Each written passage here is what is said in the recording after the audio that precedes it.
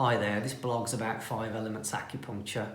So it never ceases to amaze me the amount of therapeutic subtlety that's possible in an acupuncture treatment. So a lot of the times I think that people associate acupuncture with being quite a physical practice, so treating knees, shoulders, backs, necks.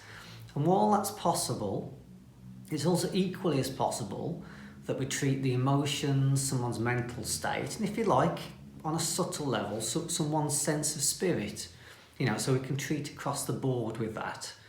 And yesterday someone came to see me who presented with, I guess, something that's a little bit more on the emotional level, like an obstruction in the flow on an emotional level. So what had happened is she'd recently come out of a relatively long-term relationship in her late 30s where she wanted to have children. And now she's out of that long-term relationship. She told me that, she's got a sense of resignation that now that might not happen. And, she'd kind of cushioned the expected level of disappointment, if you like, that it might not happen inside herself by actually resigning herself to it not happening.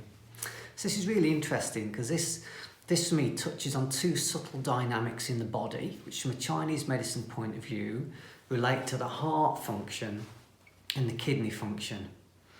So we'll start with the kidney function first. So the emotional spectrum of the kidney function, the water element, sits on a spectrum of fear through to recklessness, if you like. And so somewhere between fear and recklessness, you've got wisdom. So you've got the capacity to understand an appropriate degree of caution around something.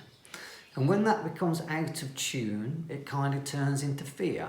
So she was presenting with some level of fear around the prospect of never getting pregnant.